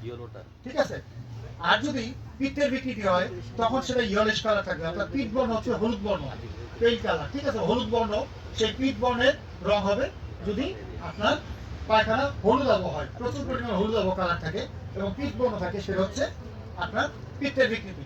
আর শ্লেষার বিকৃতি যদি হয়, সেক্ষেত্রে সাদাটে পায়খানা হবে, একবারে ফ্লোটেড থাকবে পায়খানা, পানির মধ্যে বা কোমরে ভাসবে, সেটা হচ্ছে সাদাটে পায়খানা যদি থাকে, সেখানে আমরা ডিটেক্ট করি যে তার শ্লেষার বিকৃতিপ্রাপ্ত হয়েছে। ঠিক আছে, রোগ ব্যাধি পায়খানা কিভাবে আমরা বুঝবো? যদি পায়খানার মধ্যে অকাল ব্লাড যায়, ঠিক আছে, রক্ত যদি যায়, তখন যদি র্যাডিশ কালার যায়, তখন বুঝবেন যে হ্যামোরেজিক কোনো প্রবলেম হচ্ছে, অর্থাৎ তার এই যে গুচ্ছধারে 3টা অংশ আছে। আমার according to the myth of old method of Ayurveda বলে যে সংবরণী, প্রবাহনী, বিসর্জনী। আমরা তো শঙ্খ দেখছি সবাই, শামুকেরও 3টা ব্যাচ, কিন্তু শঙ্খেরও 3টা ব্যাচ, এরকম 3টা ব্যাচ আছে কিন্তু। ঠিক আছে, আমাদের গুচ্ছধারের যে মেকানিজম, যে আপনার এই স্ট্রাকচার, সেটাও কিন্তু আপনার ফিজিওলজিক্যাল যে স্ট্রাকচার, সেটাও কিন্তু এরকম 3টা ব্যাচ গুচ্ছধার, অর্থাৎ অ্যানাল ক্যানাল যেটা রেকটাম আছে, সেটা 3টা ব্যাচ আছে। প্রথমটা হচ্ছে সংবরণী, অতিরিক্ত পায়খানা, রাস্তার মধ্যে পায়খানার বেগ হচ্ছে, কি করি আমরা? আটকায় রাখার চেষ্টা করি। পথে ঘাটে কোথায় আমরা এক্সক্রিট করবো, স্টুল এক্সক্রিট করবো কোথায়, যদি যথেষ্ট ভালো জায়গা না পাই বা পায়খানা করার মতো অবস্থা না পাই। ঠিক আছে, সেই ক্ষেত্রে আমরা কি করি, যে এই যে ধরে রাখি বা আটকায় রাখার যে একটা প্রবণতা, সেটা হচ্ছে সংবরণী। ঠিক আছে, গুচ্ছধারে। প্রবাহনী কি? এরপরে যে অর্থাৎ আমি আটকায় রাখলাম না, আমার পায়খানার চাপ হয়েছে বা বেগ হয়েছে, আমি আমি পায়খানা এক্সক্রিট করবো, তখন সেটা হচ্ছে প্রবাহনী। আর বিসর্জনী হচ্ছে, অর্থাৎ নিচের যে অংশটা, সেটা হচ্ছে বিসর্জনী। ঠিক আছে, সেই ক্ষেত্রে যদি আমরা দেখি যে স্টুলের মধ্যে যদি থাকে রেডিশ কালার বা ব্লাড যদি থাকে, তখন আমরা বুঝি অকাল ব্লাড কেন যাচ্ছে, হয় তার অ্যানাল ফিশারের প্রবলেম হয়েছে, রক্ত যাচ্ছে, টাটকা রক্ত যাচ্ছে পায়খানার সঙ্গে, তখন আমরা বুঝি যে অ্যানাল ফিশার প্রবলেম হয়েছে। গুচ্ছধারে মূলত 3টা রোগ হয়, একটা হচ্ছে পাইলস, ফিস্টুলা, আর একটা হচ্ছে অ্যানাল ফিশার। ঠিক আছে, পাইলস যদি হয়, সেক্ষেত্রে কষা পায়খানা বড় একটা ফ্যাক্টর হিসেবে কাজ করে, হ্যামারয়েড যে প্রবলেম হয়, হ্যামারয়েডের প্রবলেম হয় বা পাইলস হয়, সেক্ষেত্রে আপনার প্রচুর পরিমাণে কষা পায়খানার কারণে দীর্ঘদিন আপনাদের বলি বা সিস্ট বের হয়। আর তখন দেখা যায় পায়খানা যদি বায়ুর প্রতি বিকৃতি হয়, তখন দেখা যাবে তার ব্ল্যাকিশ কালার পায়খানা হবে। যদি পিত্তের বিকৃতি থাকে, সেই ক্ষেত্রে ইয়েলোইশ কালারের পায়খানা হবে। আর যদি স্লো মানুষ হয়, কিন্তু পাইলস রোগ হয়েছে, সেই ক্ষেত্রে দেখবে তার সাদাটে মল এবং খুব কষা, অর্থাৎ ভীষণ পরিমাণে আয়ুর্বেদে যেটা বলে আনা হোক, আয়ুর্বেদের কোষ্ঠবদ্ধতা, সেই কোষ্ঠবদ্ধতার পায়খানা কিন্তু অল্প পরিমাণে হবে এবং সাদাটে ভাব থাকবে যদি শ্লেষার বিকৃতি হয়, শ্লেষা প্রকৃত মানুষ হয়ে থাকে। ঠিক আছে, এটা মনে রাখতে হবে। আর যে রক্ত যায়, তাহলে যদি ভিতরে কোনো হ্যামোরেজিক প্রবলেম থাকে, সেই ক্ষেত্রে স্টুলের সঙ্গে দেখা যায় রক্ত পাস করে। যদি আলসারেটিভ কোলাইটিস হয়, অনেক সময় হয় না সালন, আলসারেটিভ কোলাইটিস, সেই ক্ষেত্রেও দেখা যায় অকাল ব্লাড যায় পায়খানার সঙ্গে, মানে মানে মরা রক্ত যেটাকে বলি বা জীর্ণ রক্ত, পুরনো রক্ত স্টুলের সঙ্গে যাচ্ছে। ঠিক আছে, এটা অকাল ব্লাড যদি যায়, সেক্ষেত্রে আপনার বুঝতে পারবো যে তার ভিতরে কোনো হ্যামোরেজিক প্রবলেম হয়েছে বা আপনার বা ইয়েছে বা কোলনের কোনো প্রবলেম হয়েছে বা কোলনের ক্যান্সার বা বিভিন্ন ক্যান্সারাস প্রবলেম হলেও দেখা যায় পায়খানার সঙ্গে কালো ব্ল্যাকিশ আপনার স্টুল যাচ্ছে। সেটা এই মল দেখে কিন্তু আমরা বুঝতে পারি। যেই মল আপনার পানির মধ্যে ভাসে সেটা অবশ্যই মিউকাস টেন্ডেন্সি আছে। আয়ুর্বেদ আছে আম, শাম, নিলাম, তিনটা অবস্থা আছে আয়ুর্বেদে, আছে না? আম, শাম এবং নিলাম। এই যে হাড় জীর্ণ হওয়ার যে পদ্ধতি, সেই ঠিক মতো জীর্ণ যদি না হয়, আনডাইজেস্টেড ফুড পার্টিকেল থাকে, সেক্ষেত্রে আম সৃষ্টি হয়। ঠিক আছে? অর্থাৎ কিছু খাবার হজম হলো, কিছু হলো না, আনডাইজেস্টেড ফুড পার্টিকেল। আর সেই আনডাইজেস্টেড ফুড পার্টিকেলের ফ্লোটেড অবস্থা থাকে, অর্থাৎ ভাসমান অবস্থা থাকে। অর্থাৎ এই যে বর্তমান সময়ে ডাক্তার বলে আইবিএস বা ইরিটেবল বাউল সিনড্রোম, ঠিক আছে, সেটা আমার আয়ুর্বেদ কি বলে? আয়ুর্বেদ বলা হচ্ছে আনগ্রহণী। অর্থাৎ পায়খানা ঠিক মতো খাবার ঠিক মতো ডাইজেস্ট হচ্ছে না, যার ফলে মিউকাস টেন্ডেন্সি গ্রো করছে। সেই মিউকাস টেন্ডেন্সি গ্রো করার কারণে দেখা যায় যে আমরা পায়খানা যদি পরীক্ষা করি, ফেনাডে পায়খানা থাকবে এবং মল পানির মধ্যে ভাসবে। ঠিক আছে? তখন আমরা বুঝি তার মিউকাস টেন্ডেন্সি হয়েছে। তো এইভাবে রূপভেদিক আমরা বিভিন্ন স্টুল দেখে বা মল দেখে আমরা বুঝতে পারি। তা আমরা আবার একটু বলি যে ব্ল্যাক স্টুল যদি থাকে সেটা বায়ু বিকৃতি। জন্ডিস হলে কালো কালো পায়খানা হয়, দেখবেন জন্ডিস বা লিভার রিলেটেড প্রবলেম হলে। বায়ুর অতিরিক্ত বিকৃতিতে ব্ল্যাক স্টুল হবে, কালো কালো টুকরা টুকরা পায়খানা যাবে, তেল তেলে পায়খানা যাবে। যদি পিত্তের বিকৃতি হয় সেক্ষেত্রে দেখবেন যে হলুদ পায়খানা থাকবে, পিত্ত বর্ণ বা হলুদ বর্ণের পায়খানা থাকবে। আর যদি আপনার শ্লেষ্মা বিকৃতিপ্রাপ্ত হয়, একটা গ্যাস শ্লেষ্মা বিকৃতিপ্রাপ্ত হয়, সেটা হচ্ছে হোয়াইটিশ কালারের সঙ্গে থাকবে, যে অ্যাসোসিয়েটেড উইথ আপনার উইক ডায়াগনোসিস অর অগ্নি। ঠিক আছে? অর্থাৎ ওয়াটারি কনসিস্টেন্সি যদি থাকে, অর্থাৎ তরল পরিমাণে যদি পায়খানা হয়, সেক্ষেত্রে আপনার ডাইজেশনের প্রবলেম হচ্ছে বা এমন পরিমাণে পয়জনাস প্রবলেম হচ্ছে যে পয়জনের কারণে দেখা যায় পায়খানা স্টুল আপনার হচ্ছে, মানে একেবারেই তরল পায়খানা যাচ্ছে। ঠিক আছে? তাহলে এই হচ্ছে মোটামুটি। আপনাদের কি কোশ্চেন? শানু সাহেব কোনো কোশ্চেন? কোনো কোশ্চেন আছে আপনার? আছে কোনো কোশ্চেন? বা কেউ ডালিম সাহেব কোনো কোশ্চেন বা স্যার কোনো কোশ্চেন আছে? কালা হলুদ আর ইয়া। হ্যাঁ, এইটা মূলত আমরা যদি গেস করতে পারি তাইলে আমরা কিন্তু অ্যাকচুয়ালি আমরা এই করতে অসুবিধা নাই। আপনারা যদি শুনেন আমার অসুবিধা নেই। শোনা যায়, শোনা যায়। আচ্ছা, সেই ক্ষেত্রে আমরা বুঝতে পারি, একটা গ্লেজ বুঝতে পারি, বায়ু, পিত্ত না শ্লেষ্মার বিকৃতি হচ্ছে। এই তিনটা যদি গেস করতে পারি, then we can detect the patient's problem as such a stool related problem যেগুলো আছে। ঠিক আছে? তারপর ধরুন পানিতে যদি ফ্লোটেড হয়, যদি পায়খানা যদি স্টুল যদি পানিতে ফ্লোটেড হয়, সেই ক্ষেত্রে আইবিএস এর প্রবলেম থাকে। সেটার কারণ থেকে আমি বুঝবো যে পিত্তের বিকৃতির কারণ হয়েছে না শ্লেষ্মার বিকৃতির কারণ হয়েছে না বায়ুর বিকৃতির কারণ হয়েছে। সেটা কিন্তু স্টুলের কালার দেখে আমরা বুঝতে পারি। ওই যে জিহ্বা আর পায়খানা হ্যাঁ, প্রস্রাব সেম। একটা সেম হ্যাঁ, সাচ একই রকম। হ্যাঁ, সরি। আচ্ছা, যদি এটা তো আনডাইজেস্টেড অর্থাৎ ফুড পার্টিকেল, পায়খানার মধ্যে দেখবেন আঠালো পায়খানা কোমরের মধ্যে লেগে থাকে, এক বালতি পানি দিলেও যায় না, সেটা হচ্ছে তার হজমজনিত সমস্যা, অর্থাৎ তার লো অগ্নি হয়ে গেছে, অর্থাৎ হজমজনিত যে সমস্যা বিকৃতিপ্রাপ্ত হয়েছে, সেই অগ্নির দুর্বলতার কারণে কিন্তু আপনার এই পায়খানা আঠালো ভাব হয়েছে। পায়খানা সলিড বাট আঠালো ভাব, অর্থাৎ হজমটা ঠিক মতো হচ্ছে না বা খাওয়া উল্টাপাল্টা হচ্ছে। ঠিক আছে? এই কারণে বিয়ে বাড়িতে অনেক সময় আমরা খাই, ঠিক আছে, বিয়ে বাড়িতে খাওয়ার শেষে দধি দেয়। ঠিক আছে? একটা ছবি তুলে দেন, আমি তো একটা ছবি তুলে না বা ছবি দিয়ে দিন আমার। ঠিক আছে? বিয়ে বাড়িতে আপনার বিয়ে বাড়িতে দেখা যায় যে খাবার অয়েলি, প্রচুর অয়েলি স্পাইসি ফুড থাকে এবং অতিরিক্ত পরিমাণে খাবার আমরা খাই। ঠিক আছে? অ্যাক্সেস ইনটেক করি, মানে মানে মুরব্বীর আগের দিনে বলতো যে সাধু সাবধান, কিন্তু সেটাকে আমরা শুনি না, কেউর কথাই শুনি না। এই না শোনার কারণেই কিন্তু, অর্থাৎ রসনাকে যদি আমরা আমরা যদি ইনা করতে পারি, সংযত করতে না পারি, সেক্ষেত্রে কিন্তু আমাদের রোগের সৃষ্টি হয়ে থাকে। রসনা যদি সংযত না করতে পারি, রসনা শব্দ অর্থ জীব বা প্রাণ, যদি আমরা সংযত করতে না পারি, তখন কিন্তু রোগের কারণ হয়ে থাকে। মর্ষি চরক বারবার বলছেন যে রোগের কারণ কি? মিথ্যা হারবি আরব্ভাম দোষ আমার সয়াশ্রয়, অর্থাৎ উল্টাপাল্টা স্টমাক মানে পাকস্থলী মানে আমাশয়, উল্টাপাল্টা খাওয়া উল্টাপাল্টা চলাফেরার ফলেই কিন্তু আমাদের রোগের সৃষ্টি হয়। ঠিক আছে? তো এই যে একটা অবস্থা, সেই অবস্থায় যদি ওয়ার্কআউট করতে না পারি তাহলে কিন্তু রোগের সৃষ্টি হয়। আচ্ছা, খাওয়ার শেষে কিন্তু দেখা যায় যে আপনার দধি দেয় অনেক অনুষ্ঠানে খাওয়ার শেষে, কিন্তু শাস্ত্র কিন্তু দধি খাওয়ার পদ্ধতি আছে। আপনি কিভাবে খাবেন, আপনার 100% ডাইজেস্ট হবে। আপনি অতিরিক্ত রিচ ফুড খান, অয়েলি স্পাইসি ফুড খান, আপনার খাবারটা ডাইজেস্ট তখনই হবে যখন আপনি খাওয়ার শেষে যদি দই থাকে, দই যদি ইনটেক করেন, র দই, মিষ্টি দই যদি খান, আপনার হজম তো দূরে থাক, ফ্লাটুলেন্স হয়ে যাবে, পেট ফুলে যাবে, অস্থির করবে পেট এবং মুহূর্তে ডেগুর আসবে, তখন বলে স্প্রাইট খাই। তাড়াতাড়ি কোল্ড ড্রিঙ্কস নিয়ে আয়, তাড়াতাড়ি খাই, হজম হয়ে যাবে তাড়াতাড়ি, কোশ্চেন কালো না, ওটা খাইলে আরও বিকৃত অবস্থা প্রাপ্ত হবে।